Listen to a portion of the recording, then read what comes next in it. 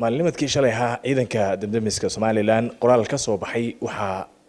lagu rusqeeyay 6 kamid ah shaqaalihii ka howlgalayay xarunta ciidankaasi ku leeyihiin degmada Axmed Macalin Haruun ee magaalada Hargeysa. Haddaba waxaan ku sugannahay xarunta guud ee taliska ciidanka damdamiska Somaliland waxa garabkayga fadhiya qaybo kamid ah hogaanada ciidanka damdamiska Somaliland aan ku horeeyay Cabdi Casiis hogaanka ciidanka howlaha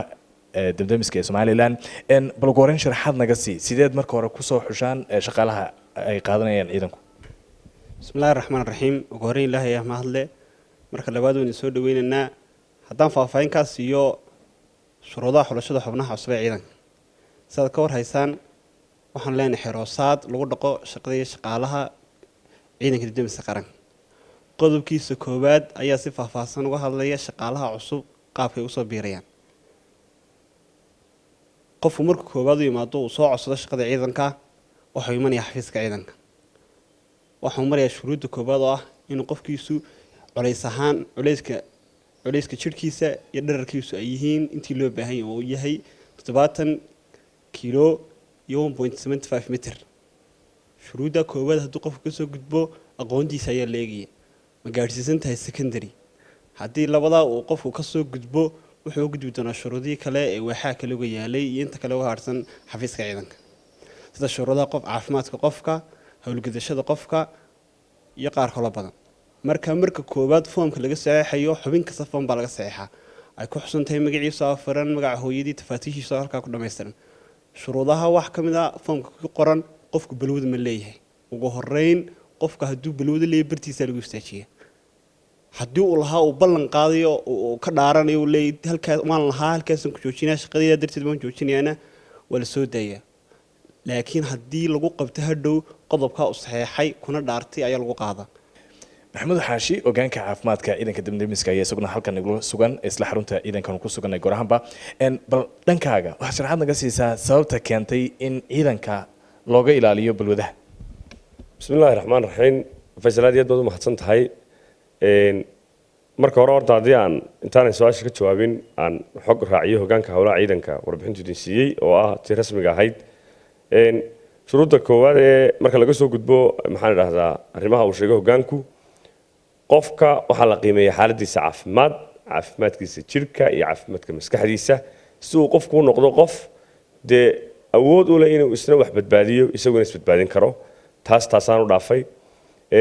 su'aashada markaan u imaado waxaa jira xiriir weyn oo ka dhaxeeya caafimaadka qofka ama caafimaadka guud ahaan shaqaalaha iyo maandooriyaha waxa la yiraahdo drug abuse marka qofkii xilliga uu drug abuse ku guda jiro ama uu maandooriyo isticmaalayo waxay ku keeni kartaa in maskaxdiisu sugnaan weydo sababtu waxa weeye waxa jira kiimikooyin fara badan oo maskaxda la falgelaya sida darteed anagoo taa ka taxadirayna haday tahay darawal haday tahay mas'uul haday tahay crew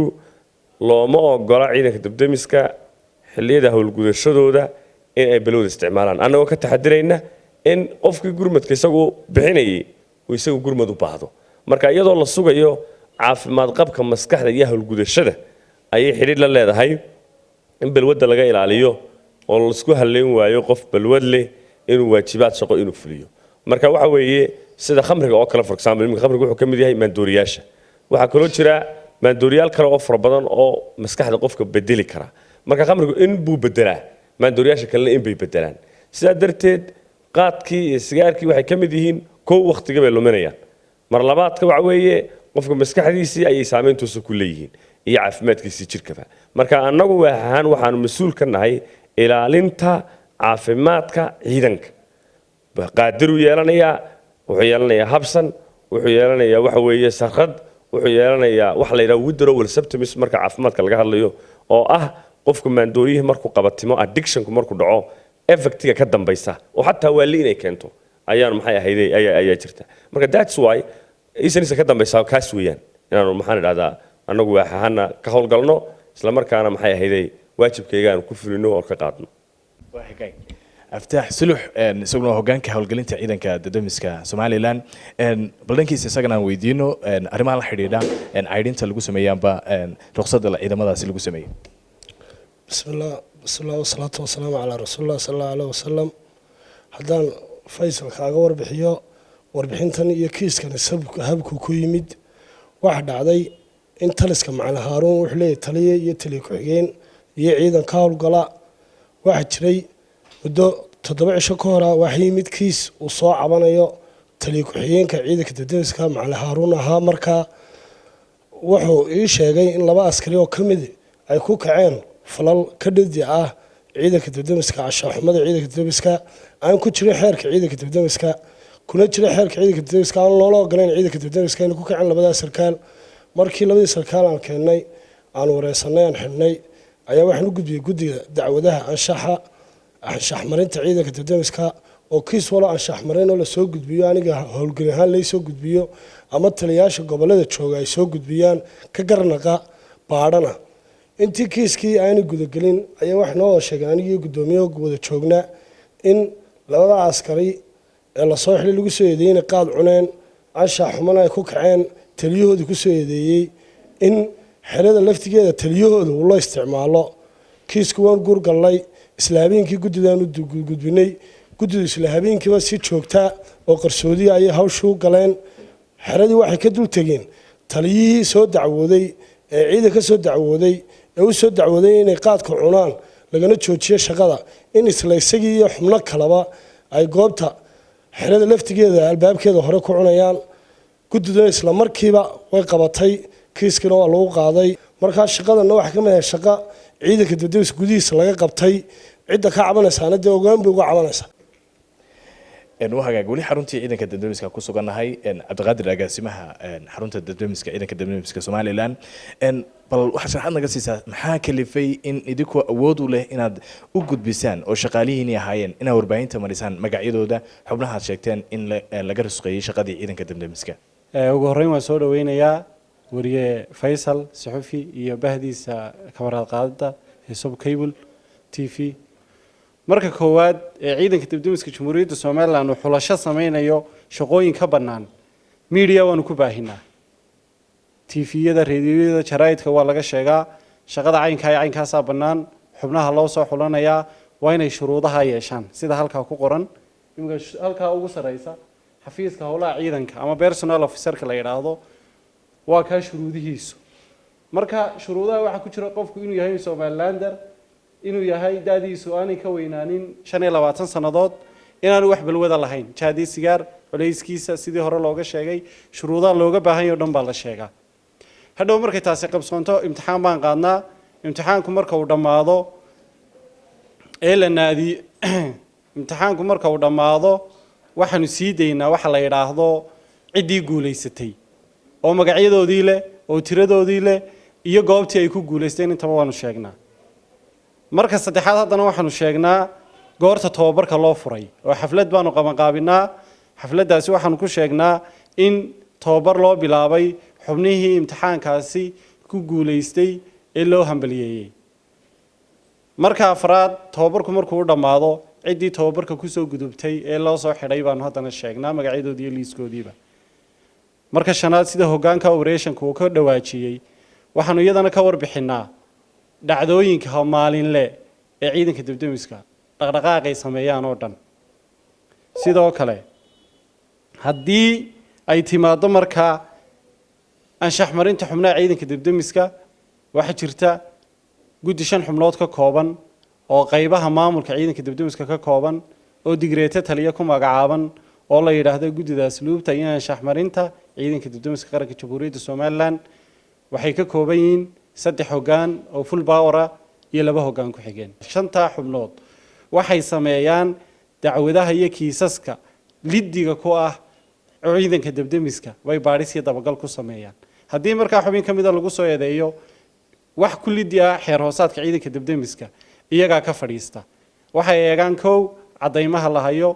markhaatiyada iyo hadii uu qiraal jira intaba marka kadib baa waxay u raacaan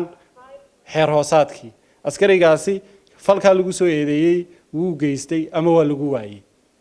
haddii uu falkaasi ku kacay digniin baa la siiyaa qodobada qaarkood sida maqnaanshaha habsanka waxyaabaha qaarkood hooseeya laakiin tabalwada la xidhiidha sida marka koowaad ee uu xubinta dab-damiska loo soo xulayaba ee waliba ku saleysan wareegtadii u horeysay asaaska ciidanka dab-damiska kana soo baxday wasaaradda arrimaha gudaha 2014 bishii 3aad waxay dhigaysay in ciidanka debdemisku balwad la'aan la soo xulayo xubin walbana waxa loo sheegaa war balwad halkan lagama ogola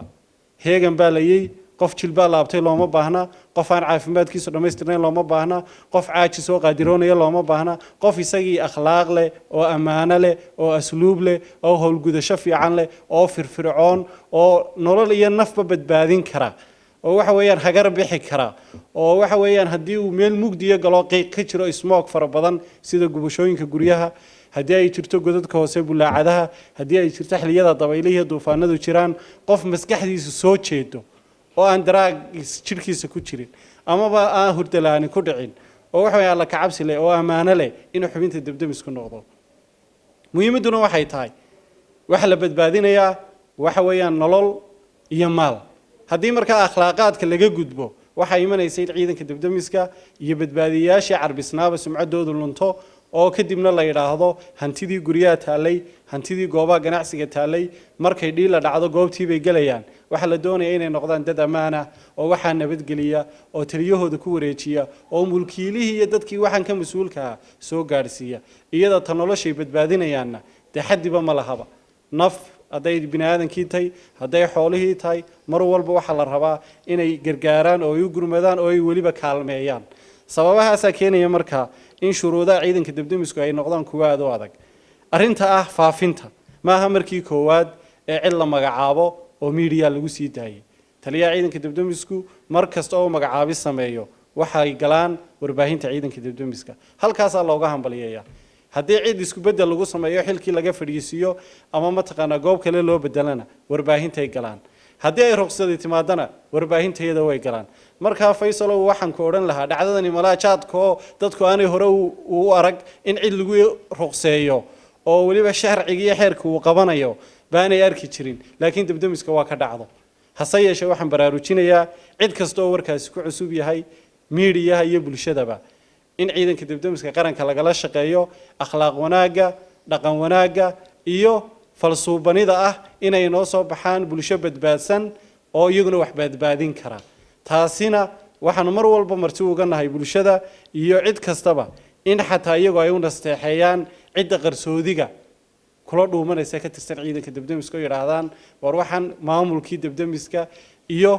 waajibaadkii aad ciidanka u haysay lagama ogolee dee sidii lagugu soo xulay akhlaaqdii ilaali oo bulshadu waaniso oo ay u digto xataa hadday soo sheegi karaan dee inay soo sheegaan oo intay yimaadaan taliyayaashii gobollada loo yimaado xaruntii taliskii la yimaado taliyihii fariimaa la soo gaadhsiiyo oo saajarsan bogoska lagu soo rido waan soo dhoweynaynaa in cid la dallacsiiyo ama la ruqseeyaana waajibaadka waxay ka mid tahay ciidanka debdemiska warbaahinta qofka la magacaabo ka la dallacsiiyo ka la ruqseeyo intuba way ku jiraan